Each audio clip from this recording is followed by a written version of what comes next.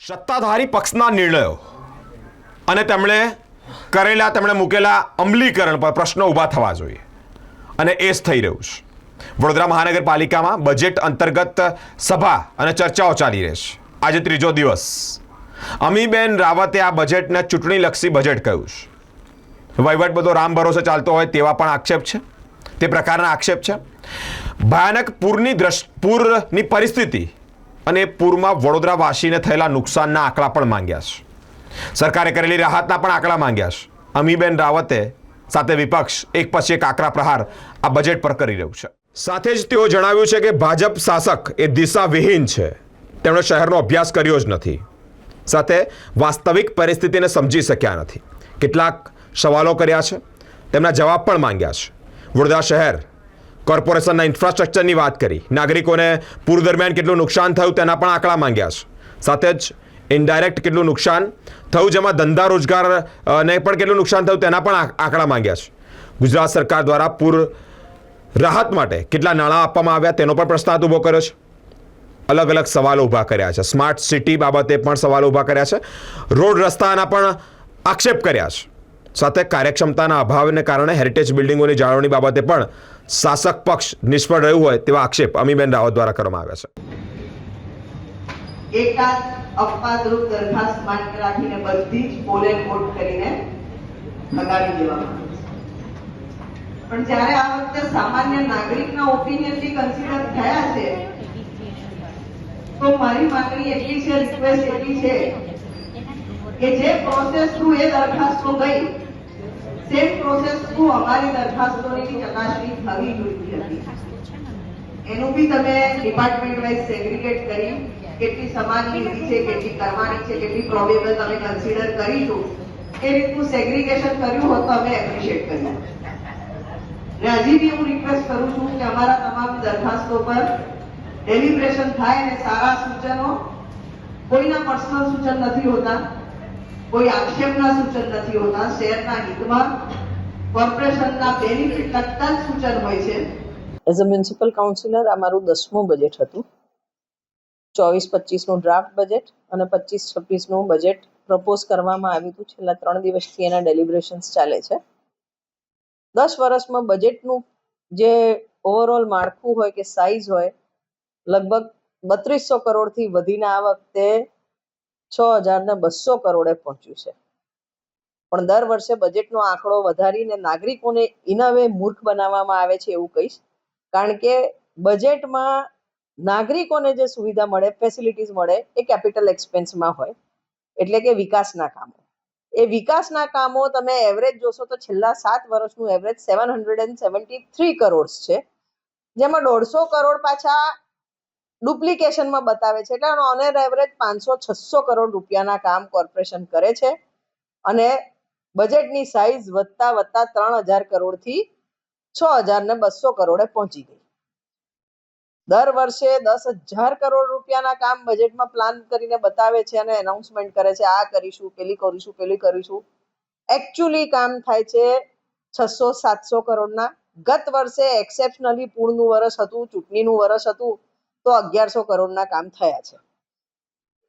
I hope આ વર્ષે બી એ figure touch કરે તો નાગરિકોની સુખાકારીમાં એટલા વિકાસના કામ વધારે થશે. દર વર્ષે અલગ અલગ સપના બતાવવાના. 2016માં સ્માર્ટ સિટીની વાત કરી હતી, 2018માં મિશન 2020ની વાત કરેલી, પછી 2020માં આવ્યા તો 5 યર પ્લાન મૂકેલો, 2021માં લાસ્ટ યર 2047ની વિઝન બતાવેલી.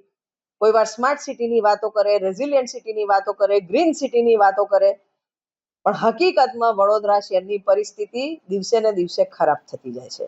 અને જે વિઝન ડોક્યુમેન્ટ્સની વાત કરો છો, વડોદરાના નામ આગળ સ્માર્ટ લખાઈ ગયું ને, that is where the smart city project ends. Smart સિટીમાં એક મોડલ બનવાનું હતું, એ મોડલ બન્યું જ નહીં. સ્માર્ટલી બધા 500 કરોડ રૂપિયા કેન્દ્ર સરકારમાંથી આવ્યા હતા. વાતો ભલે તમને 1700 કે 2000 કરોડની કરે, એકચ્યુઅલી 500 કરોડનો પ્રોજેક્ટ હતો. કેન્દ્ર સરકારમાંથી 500 કરોડ આવ્યા હતા. એ 500 કરોડ 11 રોડમાં વપરાઈ ગયા અને એક રોડ સ્માર્ટ નથી થયો. રેઝિલિયન્ટ સિટીની વાતો કરે, પણ ઉનાળામાં પૂરતું પાણી આપણે અત્યારે નથી આપી શકતા. સસ્ટેનેબલ સિટીની વાતો કરે, અત્યારે જ આપણે સેલ્ફ સસ્ટેનિંગ નથી તો ભવિષ્યના સસ્ટેનેબિલિટીની વાત કરવાનો સવાલ જ નથી ઊભો થતો.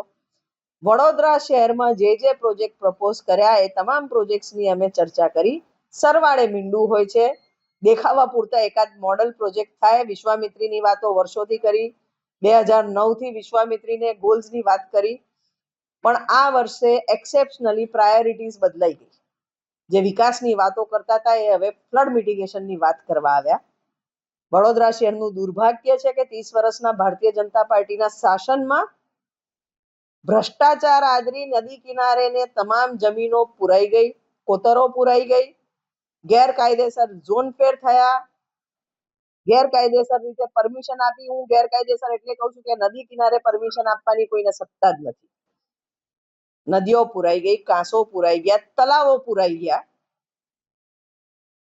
વડોદરા શહેર પૂરમાં ડૂબી ગયું. મુખ્યમંત્રીએ 1200 કરોડની ગ્રાન્ટની જાહેરાત તાબડતોબ કરી, નવલાવાલા કમિટીનું ગઠન કર્યું. આજે કમિશનરશ્રીને પૂછ્યું કે વડોદરા શહેરમાં પૂરની તારાજી કેટલી, એનું કોઈ આકલન કર્યું? ડાયરેક્ટ લોસ કેટલા નાગરિકોને? મહિનાઓ સુધી લોકોનો ધંધો રોજગાર ફરી ઊભો ના થયો. લોકોને બીજો જે નુકસાન થયું, આર્થિક નુકસાન, લોકોના બિલ્ડર્સની સ્કીમના મકાનોના ભાવ ઉતરી ગયા. જે લોકોને પોતાના મકાન વેચવા છે એને બી હવે ઓછા ભાવ મળે છે. ઓવરઓલ ઇનડાયરેક્ટ લોસ, ધંધા રોજગારનો લોસ, બધું સરવાળો મારો તો ડાયરેક્ટ ઇનડાયરેક્ટ લોસનો હિસાબ પહેલા મેળવવો જોઈએ.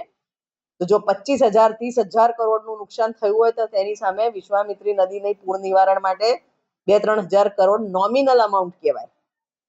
કેન્દ્ર સરકારમાંથી શું સેટમેન્ટમાં 40% ભાવ ઓછા આવ્યા, એસ્ટિમેટ કરતા 40% ભાવ ઓછો આવે તો એ રેટ્સ વર્કેબલ કહેવાય? એનો મતલબ છે ઇજારદાર કામમાં ચોરી કરશે, કાં તો કામ અધૂરું કરીને જતો રહેશે. શાસક પક્ષ કહે છે ઇરિગેશન ડિપાર્ટમેન્ટે જોવું, પણ ઇરિગેશન ડિપાર્ટમેન્ટમાં બી ચોરીઓ થશે. ઇજારદાર કામ પૂરું નહીં કરે તો ભોગવવાનું તો વીએમસી ને જ આવવાનું છે, આપણા નાગરિકોને જ ભોગવવાનું આવશે. આ બજેટ જે બનાવવામાં આવ્યું છે એમાં જે 50 થી 60 કરોડ રૂપિયા કાંસોમાં સફાઈના વાત કરી છે, એને ફરીથી રિજુનવેટ કરવાની વાત કરી છે. કાંસ વાઇઝ અમે હિસાબ આપ્યો તો આજ સુધી 68 કરોડ રૂપીસ નૂર પ્રોજેક્ટમાં યુપીએ સરકારમાંથી ફાળવવામાં આવેલા.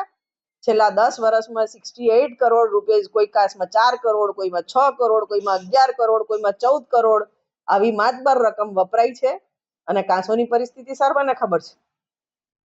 વડોદરા શહેરનો એક નાગરિક તલાવો, કાંસો અને નદીથી વાકેફ થઈ ગયો છે. હવે લેવલ્સ ને પહોળાઈ ને ઊંડાઈની વાત કરતો થઈ ગયો છે. એમને કંઈ કહેવાની જરૂર નથી વડોદરાના પરિસ્થિતિ શું છે.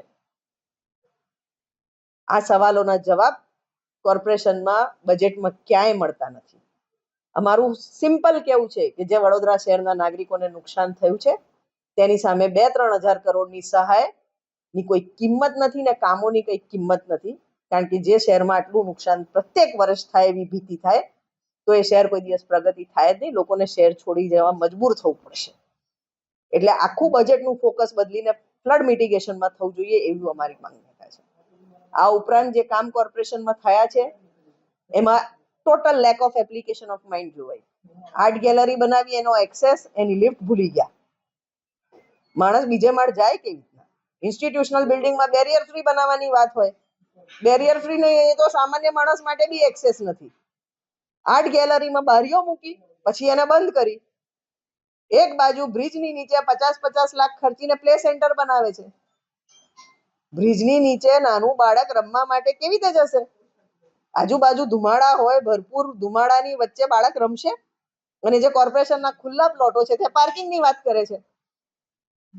સાયકલ ટ્રેક બન્યા પછી તૂટી જાય. એક બાજુ વરસાદી કાંસના સ્લેબ તોડીને સફાઈની વાત કરે છે ને બીજી બાજુ વરસાદી ક્લાસની ઉપર સ્લેબ બનાવવાની વાત કરે છે.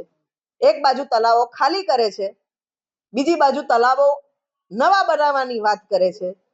એક બાજુ એવું કહેવામાં આવે છે કે તલાવો ખાલી કરીને બફર કેપેસિટી ઊભી કરીએ. ના કરે નારાયણ, આ વખતે પૂર ના આવ્યું ને આવું દુકાળ પડ્યો તો શું, ક્યાંથી પાણી લાવશે? પેનિકની અંદર કામ કરવાનું, જ્યારે પ્લાનિંગ કરવાનું હોય ત્યારે યોગ્ય ટાઈમે પ્લાનિંગ નથી થતું. ઇન ફાઇટિંગમાં કામો ડિલે થાય છે. વડોદરા શહેર આમાં સફર કરે છે. પીએમ સ્વનિધિ યોજનામાં 52,000 લોકોને લોન મળી એવું સ્ટેટમેન્ટ આપ્યું છે ચેરમેનશ્રીએ. 52,000 લોકોને જ્યારે 52,000 સ્ટ્રીટ વેન્ડર્સને લોન આપી એનો મતલબ 52,000 સ્ટ્રીટ વેન્ડર્સ છે, એટલે કંઈક 60,000 થી 70,000 લોકો આ લારીઓ પર નભે છે. સ્ટ્રીટ વેન્ડિંગ પોલિસીનો અમલ 2017માં થઈ જવો જોઈતો હતો. હજી તો ચેરમેન એવું બોલે છે કે આપણે વિચારીએ એનો અમલ કરવો છે કે નહીં. You are bound to do it, legally you are bound to do it. તમે 52,000 લોકોને એક બાજુ લોન આપો છો, બીજી બાજુ એમની લારીઓ લઈ લો છો. એમની પાસે જે પૈસાનું ઉઘરાણું થાય છે એના રજીસ્ટર મેન્ટેન નથી થતા, એનો હિસાબ નથી, ઓડિટમાં આપણી પાસે સ્ટાફ નથી એ ચેક કરવા, તો સીધો ભ્રષ્ટાચાર છે. કરોડો રૂપિયા ઉઘરાઈને આ ગરીબ લોકો પાસેથી ઉઘરાઈને ખવાઈ જાય છે. આ બાબતે અમે કોર્પોરેશનનું ધ્યાન દોર્યું. ઓવરઓલ આ બજેટ નાગરિકોને ગેરમાર્ગે દોરતું ચૂંટણીલક્ષી બજેટ છે. આ બજેટ 100% વડોદરા શહેરને પૂરમાં ડૂબાડશે, કારણ કે પૂર નિયંત્રણના આમાં જે મેજર્સ લેવા જોઈએ એડેક્વેટ મેજર્સ બજેટમાં દેખાતા નથી. હજી બી બ્રિજો અને પુલોની પ્રાયોરિટી અપાઈ રહી છે.